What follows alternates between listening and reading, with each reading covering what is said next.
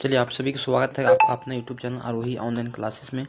दोस्तों, आज हम लोग आपदा प्रबंधन से क्वेश्चन ऑब्जेक्टिव करने वाले हैं। तो आप लोग फटाफट ध्यान दीजिए। पहला क्वेश्चन क्या है? भूकंप का मापन किसके द्वारा किया जाता है? बताइए। Multimeter, focus, Richter scale, tsunami किसके द्वारा किया जाता है? तो आपको पता है कि भूकंप का मापन जो है रिएक्टर स्केल के द्वारा करते हैं। किसके द्वारा? रिएक्टर स्केल के द्वारा। ऑप्शन सी जो हो जाएगा बिल्कुल सही जवाब होगा। क्वेश्चन टू कहता है, आपको कहता है कि बताइए कि नदियों में बाढ़ आने का मुख्य कारण क्या है। दूसरा क्वेश्चन, नदियों में बाढ़ आने का मुख्य कारण आपको बताना है। जल अधिक होगा तब बाढ़ आ जाएगा, कि नदी की तल में अवसाद का जमा होगा तब होगा, वर्षा का न होना, इनमें से कोई नहीं। तो आपको कौन सा आंसर सही लगता है? तो जल जब नदी में अधिक होगा तभी ना बाढ़ आएगा। बाढ़ आने का कारण क्या होता है? जल जब नदी में बहुत अधिक हो जाते हैं तो उस कंडीशन में क्या आते हैं? बाढ़ आ जाते हैं। तो ऑप्शन हमारा हो जाएगा कौन? ये जो हो जाएगा सही हो जाएगा। अगला क्वेश्चन चलते हैं। क्वेश्चन नंबर इसमें क्या है क्या कि क्वेश्चन नंबर 3 है। क्वेश्चन 3 क्या कहता है उसको देखिए। क्वेश्चन 3 कहता है कि इनमें कौन प्राकृतिक आपदा नहीं है। प्राकृतिक आपदा कौन होता है? जो भगवान के द्वारा जो क्षति होता है उसको हम प्राकृतिक आपदा कहते हैं। आपदा मतलब आफत, जिसको आने से जान माल की क्षति होती है उसको हम आपदा कहते हैं। तो सुनामी है। सुनामी जो है एक प्राकृतिक आपदा है जो भगवान के द्वारा समझो दिया हुआ यह है। बाढ़, भूकंप, आतंकवाद। तो आपको यहाँ पर क्या हो गया? आतंकवाद जो है आपको एक आदमी के द्वारा आतंक फैलाने से होता है। ठीक है, तो यहाँ पर आपको ऑप्शन हो जाएगा डी, जो प्राकृतिक आपदा नहीं है, मतलब ये आदमी के द्वारा होता है, भगवान के द्वारा ये नहीं होता है। चलिए, क्वेश्चन नंबर 4। क्वेश्चन 4 कहता है कि आपको कौन जो है मानव जनित आपदा है। मानव जनित मतलब आदमी के द्वारा इसमें कौन आपदा होता है? आदमी के द्वारा इसमें कौन आपदा होता है? तो फटाफट हम लोग देख लेंगे। सांप्रदायिक दंगे। सांप्रदायिक दंगे जो है आदमी के द्वारा होता है। बात सही है। इस सांप्रदायिक दंगे आदमी के द्वारा होता है। आतंकवाद आदमी के द्वारा होता है। मानव जनित आपदा है महामारी जो है। महामारी जब एक से दूसरे रूप में फैलता है तो ये भी जो है आदमी के द्वारा ही होता है। तो यानी कि इसका आंसर हो जाएगा उपयुक्त सभी। इनमें से सभी। इनमें से क्या हो जाएगा? सभी इसका जवाब हो जाएगा। अगला क्वेश्चन देखते हैं दोस्तों, फटाफट आप लोग ध्यान दीजिएगा। क्वेश्चन नंबर 5 हमारा। क्वेश्चन 5 कहता है कि भोपाल गैस त्रिसादी किस प्रकार की आपदा है। जो भोपाल में एक आइसोसाइनेट जो हुआ, मिथाइल आइसोसाइनेट का जो तिरसा हुआ था, मतलब फैला था कंपनी में, वो जो है किस प्रकार की आपदा था? तो ये आपदा आपको मानव जनित था, आदमी के द्वारा ऐसा हुआ था ना, मानव के द्वारा ये आपदा हुआ था। तो इसलिए प्राकृतिक आपदा है, मानव जनित आपदा है, वायुमंडलीय आपदा है, इनमें से कोई नहीं। तो ये तो आदमी के द्वारा हुआ था, इसलिए ये मानव जनित आपदा है। कैसी आपदा है? तो मानव जनित आपदा है। ठीक है, आगे चलते हैं। क्वेश्चन नंबर 6 देखिए। 6 क्या कहता है सुनिएगा ध्यान से। आपदा प्रबंधन किसे कहते हैं? आपदा प्रबंधन किसे कहते हैं? तो आपदा प्रबंधन क्या है? आपदा मतलब आफत, उसको रोकने का जो उपाय होता है उसी को तो प्रबंधन कहते हैं। आपदा मतलब आफत। देखिए, आपदा मतलब क्या होता है? आफत। और प्रबंधन मतलब उसको रोकना, जो उसको रोकने का उपाय होगा उसी को प्रबंधन बोलेंगे। भूकंप को रोकना, ठीक है। सुनामी उत्पन्न नहीं होने देना, ये तो बस में नहीं कि नहीं होने देगा। प्राकृतिक आपदाओं के दुष्परिणामों को कम करने के उपाय किया जाना, सही बात है। भूकंप आएगा उसको तो हम रोक नहीं सकते हैं। सुनामी उत्पन्न नहीं हो इसको भी रोक नहीं सकते हैं, हाँ, लेकिन जो प्राकृतिक आपदा हो उसका जो दुष्परिणाम उसको हम कम कर सकते हैं। ठीक है, यही हमारा क्या है? प्रबंधन है। तो ऑप्शन सी जो हो जाएगा बिल्कुल सही हो जाएगा। आगे चलिए, क्वेश्चन नंबर आपको हो गया 7 क्या कहता है? कौन मानव जनित आपदा नहीं है? आदमी के द्वारा कौन आपदा नहीं होता है? तो इसमें देखिए, ये भी आदमी के द्वारा होता है, ये भी आतंकवाद भी आदमी के द्वारा होता है, रेल दुर्घटना भी आदमी के द्वारा होता है। अगर ड्राइवर रेल चढ़ा दिया तो आदमी के द्वारा होगा ना। तो इनमें से कौन? इनमें से कोई नहीं आंसर हो जाएगा। ऑप्शन डी इसका बिल्कुल सही जवाब हो जाएगा। आगे चलिए, क्वेश्चन नंबर 8। क्वेश्चन 8 हमारा क्या कहता है उसको देखिए। कहता है सुनामी क्या है? सुनामी क्या है आपको? सुनामी आपका जो है क्या है, बता सकते हैं सुनामी क्या है?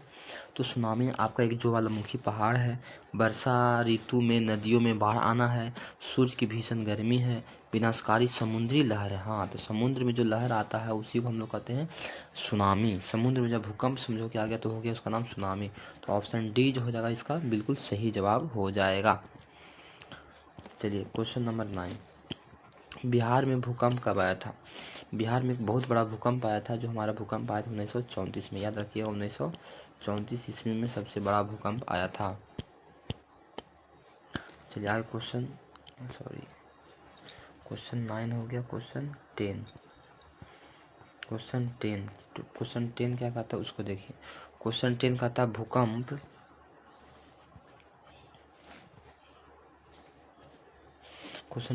है भूकंप किस प्रकार की आपदा है। अरे भाई, भूकंप जो है प्राकृतिक आपदा है।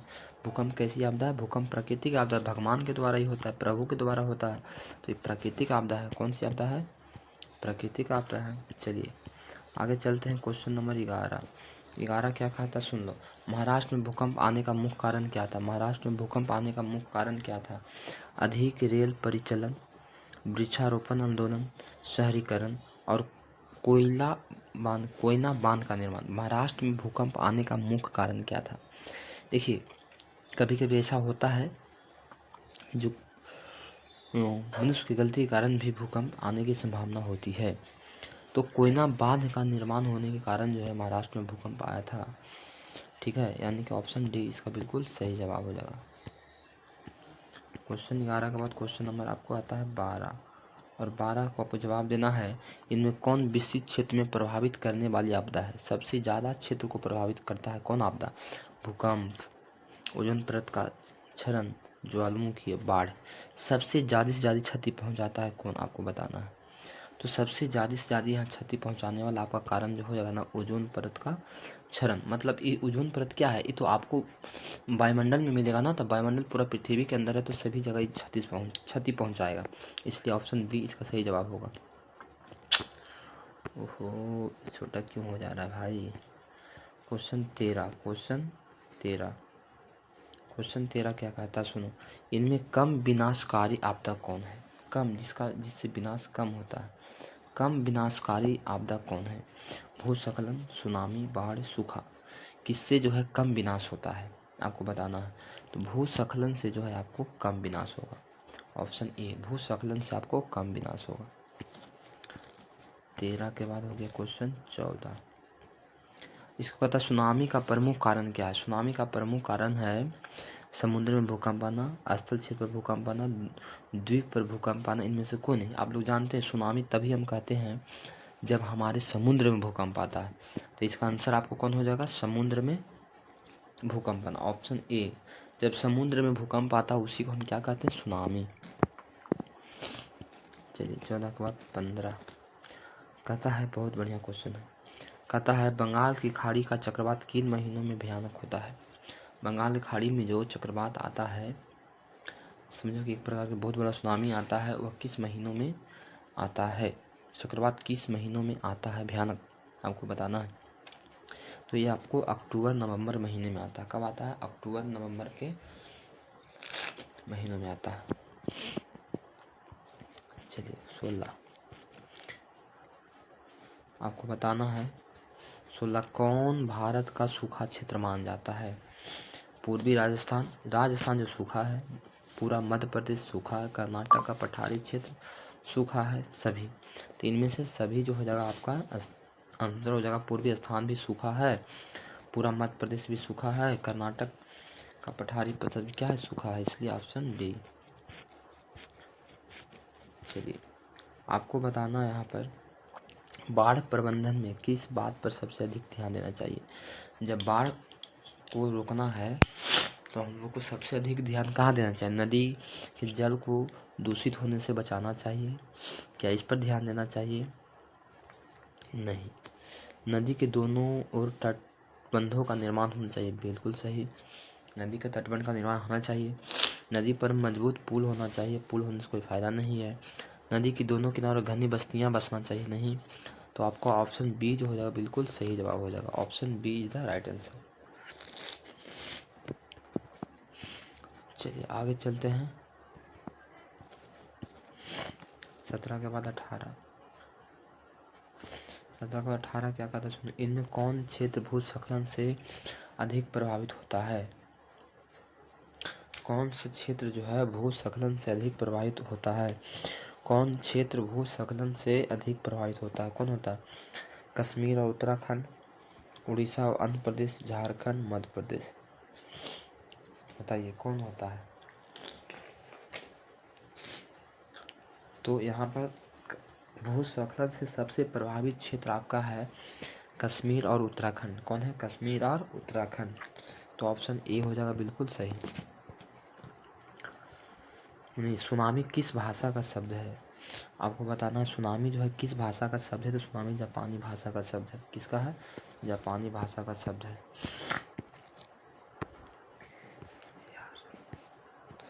20 बताना है बाढ़ क्या है? बाढ़ एक प्राकृतिक आपदा है। बाढ़ क्या है? तो बाढ़ एक प्राकृतिक आपदा है। बाढ़ क्या है? तो बाढ़ एक प्राकृतिक आपदा है। ठीक है, आगे आपको बताना है सूखे से बचाव का मुख्य तरीका क्या है? अगर सूखा से बचाना है, सुखाड़ नहीं लाना है, तो क्या उसका मुख्य तरीका क्या है? मुख्य तरीका है वर्षा जल जो होता है उसको संग्रह करना। अगर वर्षा जल को हम संग्रह करेंगे तो हमको इस सूखा से बचाव कर सकता है। नदियों को आपस में जोड़ना, ठीक है, बाढ़ की स्थितियाँ उत्पन्न करना नहीं बात है। जल को अगर जो है इसको जमा करेगा ना तो वो आपको सूखा से बचा सकता है। बिहार का कौन सा क्षेत्र जो है, ये तो आप लोग सब जानते हैं, बिहार का सूख किस नदी को? तो कोसी नदी को। उत्तरी बिहार जो है हमेशा पानी से डूबा रहता है। बाढ़ ग्रस्त क्षेत्र को हाल ही फिलहाल में बाढ़ आया था उत्तरी बिहार में, पूरा सब गाँव के गाँव डूब गया। तो उत्तरी बिहार का जो है, उत्तरी बिहार जो है आपको बाढ़ ग्रसित क्षेत्र है।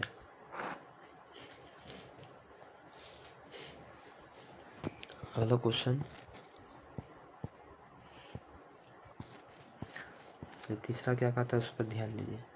तीसरा कहता है निम्नलिखित में से किस नदी को बिहार का शोक कहा जाता है? बताइए बिहार का शोक किस नदी को कहा जाता है? बिहार का शोक किस नदी को कहा जाता है? तो बिहार का शोक गंगा नदी को कहा जाता है, गंडक नदी को कहा जाता है, कोसी नदी को कहा जाता है, पुनपुन नदी को कहा जाता है। बिहार का शोक अभी तो पता है कोसी नदी को कहा जाता है। बिहार का शोक कोसी नदी को कहा जाता है।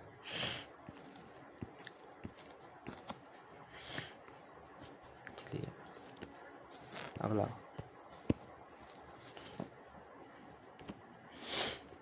क्या है? सूखे के जिम्मेदार कारक कौन है? बाढ़ है, भूकंप है, वर्षा की कमी है। अरे भाई सुखाड़ कब आता है? जब वर्षा नहीं होता है। वर्षा की कमी है, वर्षा की कमी है। चलिए कुशहा तटबंध किस नदी पर है? कुशहा तटबंध जो है आपको कोसी नदी पर है। किस नदी पर है? कोसी नदी पर। तो कुशहा तटबंध जो है आपको कोसी नदी पर है। चलिए क्वेश्चन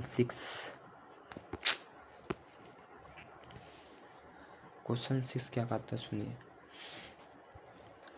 भाखड़ा नंगल बांध किस नदी पर है? बताइए भाखड़ा नंगल बांध किस नदी पर है? तो सतलज नदी पर। किस नदी पर? सतलज नदी पर। भाखड़ा नंगल बांध किस नदी पर है? सतलज नदी पर है। किस नदी पर है? सतलज नदी पर है। आगे चलिए 7 क्वेश्चन। 7 क्या कहता है? निम्नलिखित में से किस क्षेत्र के जाड़े के दिनों में बाढ़ का ग्रस्त होने की आशंका है? जाड़े के दिन में बाढ़ वहाँ आने की आशंका होता है किस क्षेत्र पर? तो आपको मालूम होना चाहिए तमिलनाडु में जो है बाढ़ के दिन में ही जो है आपको जाड़े के दिन में ही बाढ़ आने की संभावना होती है।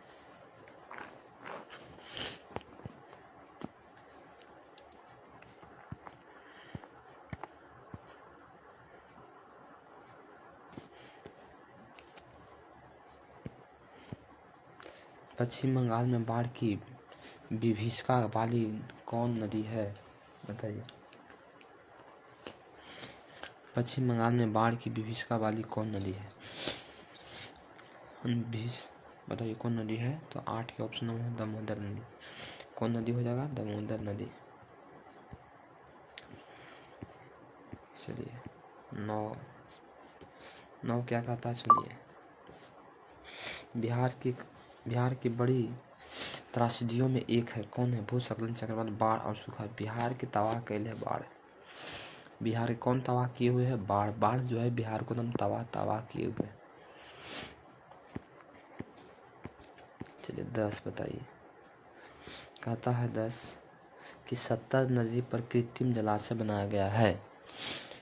कौन जलाशय बनाया गया है? गोविंद सागर। कौन बनाया गया है? गोविंद सागर। तो आज का इस वीडियो में इतना ही तक। लाइक कीजिए, सब्सक्राइब